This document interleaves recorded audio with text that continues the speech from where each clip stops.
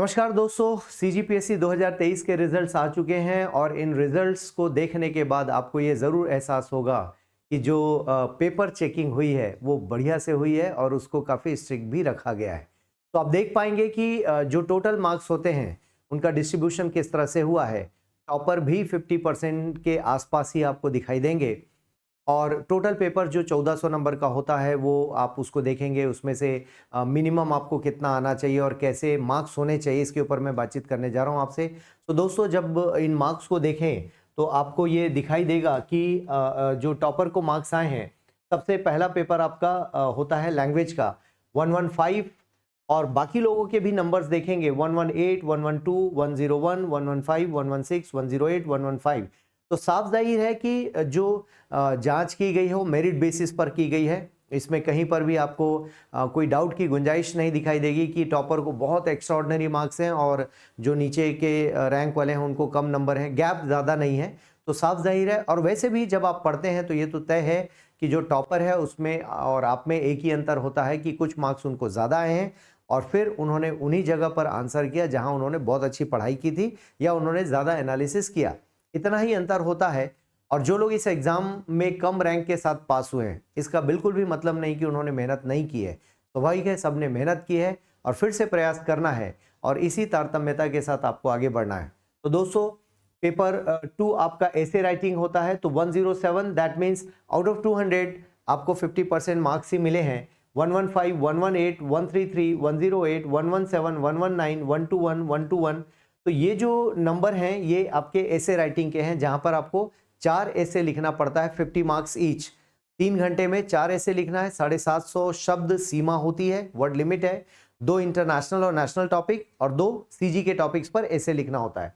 Language में 100 marks की हिंदी होती है और 50 नंबर इंग्लिश लैंग्वेज और 50 नंबर छत्तीसगढ़ी लैंग्वेज, तो 200 नंबर का पेपर होगा।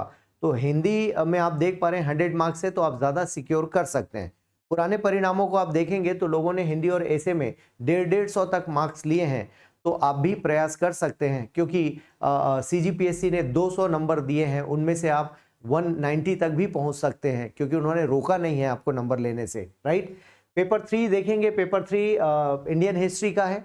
पेपर 3 में इंडियन पॉलिटी, पब्लिक एडमिनिस्ट्रेशन और सीजी जीएस या सीजी इतिहास का जो पोर्शन है उसमें 84, 79, 80, 87, 82, 79, मतलब हार्डली ये एक नंबर दिखता है 96, 90। तो आप देख पा रहे हैं टॉपर को भी 84 मार्क्स मिले हैं, 84.5। इसका मतलब ये हुआ कि आप कहीं पर परफॉर्मेंस में कोई गड़बड़ी कर रहे हैं और 100 भी आप क्रॉस नहीं कर पाए हैं। मैं सभी लोगों की बात कर रहा हूं कि 100 क्रॉस होना चाहिए, एटलीस्ट 50% मार्क्स। इसको ऐसे समझना है कि मान लो क्वेश्चन आपका 2 नंबर का है और 30 शब्दों में लिखना है, तो क्या आपको 1 नहीं मिल रहा है? क्वेश्चन पूछा गया है 60 शब्दों में और नंबर है 4, तो क्या आपको 2 नंबर नहीं आ रहे हैं? क्वेश्चन पूछा गया है 100 वर्ड्स में और नंबर है 8, तो क्या आपको 4 नंबर नहीं आ रहे हैं? और क्वेश्चन पूछा गया है आपको 175 वर्ड्स में जो कि 15 नंबर के लिए, तो क्या आपको 7.5 नंबर नहीं आ रहे हैं? और क्वेश्चन पूछा गया है 125 शब्दों में और नंबर है उसमें 10 नंबर, तो क्या 5 नंबर नहीं आ रहे हैं? तो दोस्तों, ये सोचने की बात है कि क्या 50% भी स्कोर आप नहीं कर पा रहे हैं। 50% का मतलब ये हुआ कि आपको एटलीस्ट हर क्वेश्चन में 50% मार्क्स तो आने चाहिए। यदि सारे पेपर 7 पेपर्स का हम टोटल करें तो 100 मार्क्स होता है, तो 700 मिनिमम आपको रिटर्न में आने चाहिए। तो क्या इतना भी हम नहीं परफॉर्म कर रहे हैं? तो नेक्स्ट ईयर आप कोशिश कीजिए कि आपकी परफॉर्मेंस का लेवल वहां तक पहुंचे। ऐसे राइटिंग में वो तथ्य की मांग करते हैं, तथ्य डालिए। कारण की मांग करते हैं, कारण डालिए। वो कहते हैं फैक्ट्स डालिए, करंट अफेयर्स डालिए। ये सब डालिए ना, जब वो डिमांड कर रहे हैं, लिख कर दिया उन्होंने। फिर मेंस के आंसर्स में आप फैक्ट्स का इस्तेमाल कीजिए, मेंस के आंसर में आप करंट अफेयर्स का इस्तेमाल कीजिए, मेंस आंसर में आप टू द पॉइंट बने रहिए। हाँ, ऑब्वियसली सभी लोगों ने किया होगा ऐसा, लेकिन एक जो पेपर चेकिंग का मेथड दिख रहा है काफी स्ट्रिक्ट है और काफी ट्रांसपेरेंट है। बिकॉज मार्क्स के लेवल पर देखेंगे कोई बहुत ज्यादा डिस्क्रिमिनेशन या बहुत ज्यादा भेदभाव आपको नजर नहीं आएगा। इट मीन्स ये हमारी सेहत के लिए अच्छा है। इस कॉम्पिटिटिव एग्जाम को जब हम मेरिट बेसिस कहते हैं तो ये मेरिट बेसिस ही है और ये ट्रांसपेरेंसी का बेस्ट लेवल मेंटेन किया गया है। हाँ, ऐसा नहीं है कि सीजीपीएससी से गलतियां नहीं होती हैं। एज अ कमीशन एक कॉन्स्टिट्यूशनल बॉडी है और उसे कुछ डिलीट होने वाले क्वेश्चंस का ध्यान रखना चाहिए क्योंकि इससे बहुत सारे छात्र प्रभावित होते हैं। तो डिलीट होने वाले क्वेश्चन एक बड़ी परेशानी पैदा करते हैं। आंसर्स का सही नहीं मिलना वो एक परेशानी पैदा करने वाली चीज़ें। छात्रों की मांग ये भी है कि OMR की कॉपी दे दी जाए एट द सेम टाइम पर कार्बन कॉपी, और ताकि घर पर जाकर वो मिला सकें कि क्या गलत क्या सही किया उन्होंने। तो ये कुछ लेवल हैं और ट्रांसपेरेंसी की डिमांड है। और वैसे भी हम गुड गवर्नेंस के दौर में जी रहे हैं, और वर्तमान सरकार में गुड गवर्नेंस एक बहुत बड़ा प्रोग्राम है और गुड गवर्नेंस के लिए सरकार प्रयासरत भी है। तो हम सभी छात्रों की ओर से ये सरकार से अपील करना चाहेंगे और एक रिक्वेस्ट है कि इस ट्रांसपेरेंसी को और बेहतर किया जाए, ताकि सिस्टम पर भरोसा और मजबूत हो जाए। मजबूत तो है लेकिन और मजबूत हो जाए। और जिस तरह से करप्शन और सारी चीज़ों को कर्ब करने की कोशिश की जा रही है, वो वाकई बच्चों में विश्वास जगाता है कि सिस्टम ट्रांसपेरेंट बनने की ओर है। उसे ट्रांसपेरेंट बनाया जाए और जो भी बेहतर हो सकता है छात्रों के हित में, जो लॉ के अधीन बेहतर हो सकता है, वो प्रयास किया जाए। तो दोस्तों, इस मामले को आपको समझना होगा कि मार्किंग कैसे हुई है। पेपर 4 साइंस का पेपर है, यहाँ पर टॉपर को 101.5 मिले हैं।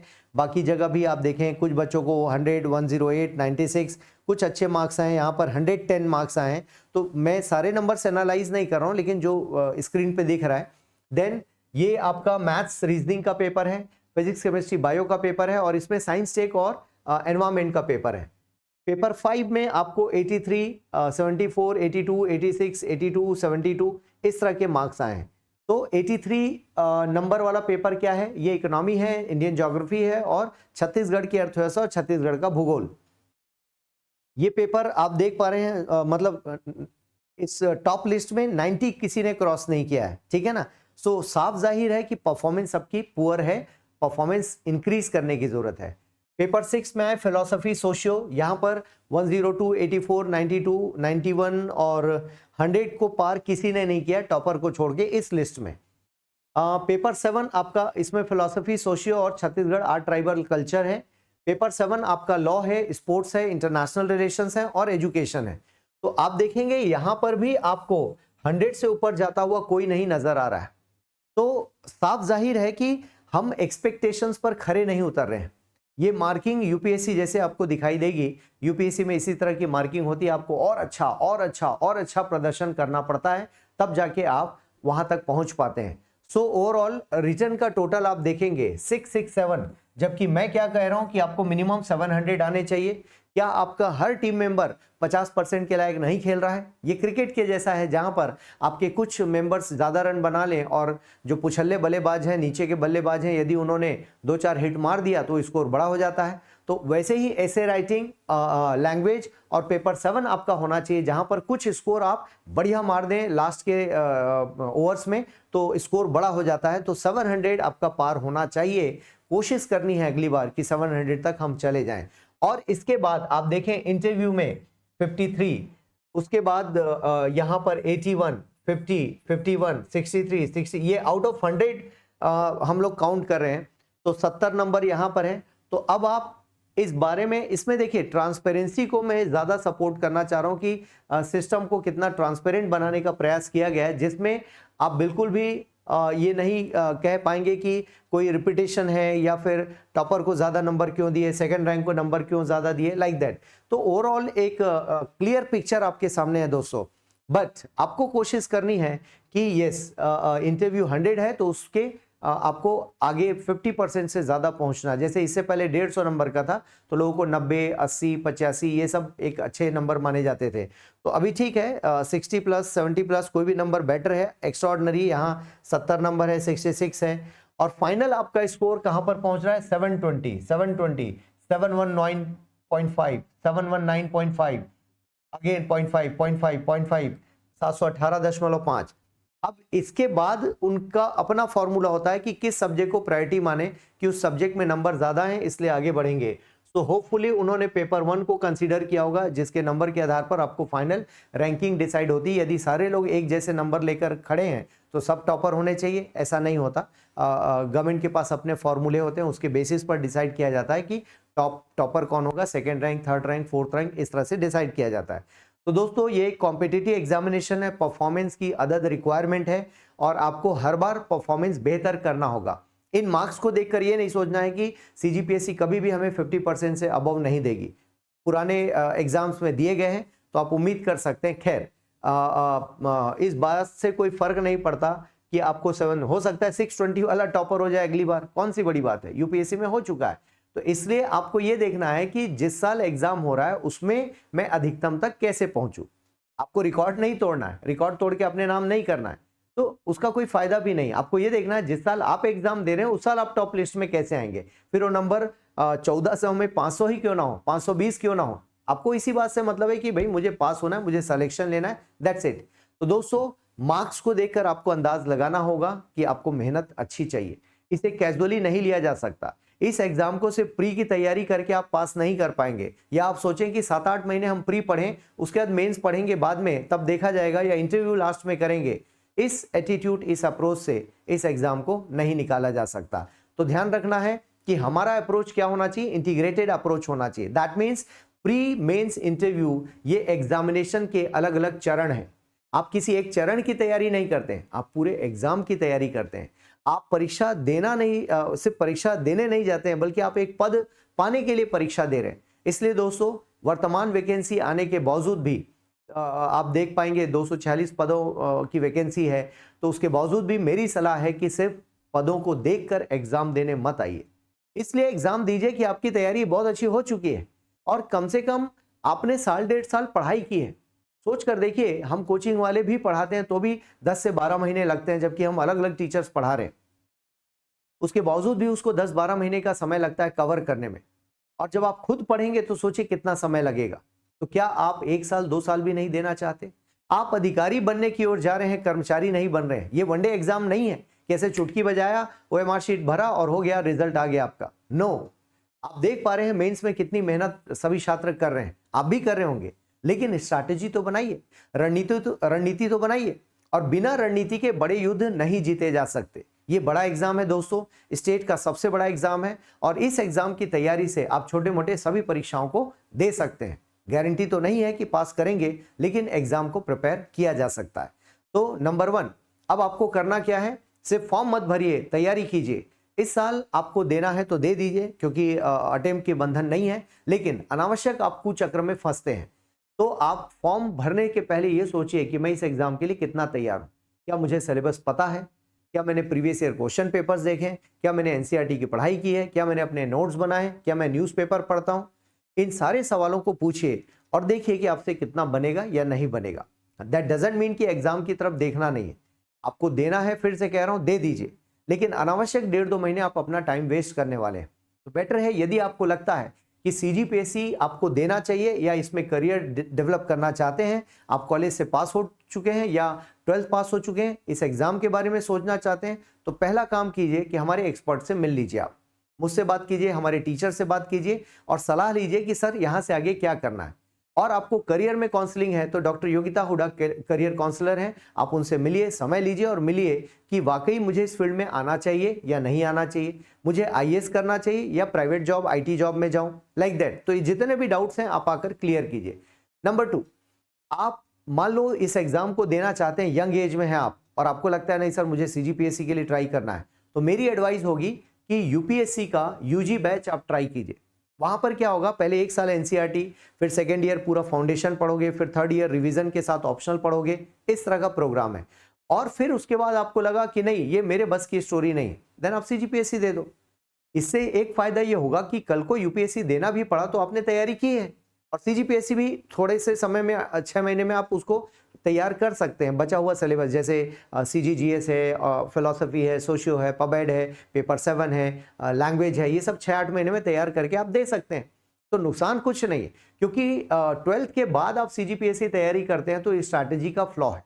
तो बेटर है, कोशिश कीजिए कि आप इस एग्जामिनेशन को बिल्कुल रूट लेवल से देखिए और ये सोचिए कि क्या मुझे इंटरेस्ट है तब आइए, अदरवाइज जबरदस्ती किसी के कहने पर सिविल सर्विसेज को तैयार नहीं किया जा सकता, फिर वो यूपीएससी हो फिर वो सीजीपीएससी हो। तो पहले अपना इंटरेस्ट एरिया देखिए। हाँ, करियर बहुत अच्छा है, पावर है, प्रेस्टीज है, समाज को बदलने का अधिकार आपको मिलता है, पॉजिटिव वे में आप चेंज कर सकते हैं सोसाइटी को और बेहतर काम कर सकते हैं। कैनवास काफी बड़ा होता है, एरिया काफी डायनेमिक होता है दोस्तों, तो इसलिए इसका करियर आपको रिस्पेक्टफुल लगता है और काफी एंजॉयफुल लगता है। दूसरी चीज कि जब आप तैयारी करने की सोच रहे हैं तो सबसे पहले समझिए कि इस एग्जाम की डिमांड क्या है और टीचर से बातचीत कीजिए, आकर मिलिए। आकर मिलेंगे तब आपको समझ में आएगा इस एग्जाम की एक्चुअल डिमांड क्या है और उसके अकॉर्डिंग अपनी प्रिपरेशन को अंजाम दीजिए। और आपको यह देखना जरूरी है कि क्या 1.5-2 साल की रणनीति बनाओ। तो path highest academy integrated batches के लिए जाना जाता है दोस्तों। हमने जब भी प्लान किया है, इंटीग्रेटेड बैच को प्लान किया है, हम आपको प्री के लिए नहीं बोलते 1.5-2 महीने की तैयारी में इस एग्जाम को निकाला जाए, वो पॉसिबल भी नहीं है। गंभीरता से तैयारी कीजिए, मैं गारंटी लेता हूं आप सही जगह पहुंचेंगे। आज ही पास हो जाएंगे ऐसा कहना तो गलत होगा, लेकिन आप प्रयास करेंगे, सही दिशा में तैयारी करेंगे तो मुझे लगता है कि आप पास जरूर करेंगे। इसके लिए 3 चीजें चाहिए आपको। अच्छा गाइड और मेंटोर चाहिए, दूसरा कि आपके पास relevant study material, test series और आपके एनालिसिस कितनी ज़्यादा है, और तीसरा आप स्वयं हैं। यदि आपके पास डेडिकेशन नहीं है, यदि आपके पास लगन नहीं है, यदि आप दिल से नहीं चाहते हैं, तो भगवान की ताकत भी आपको पास नहीं करा सकती। तो ये 3 चीज़ें संभाल के रखिए, ये 3 चीज़ें आपको जहाँ भी मिले वो फिर आप पास होने का रास्ता निकाल सकते हैं।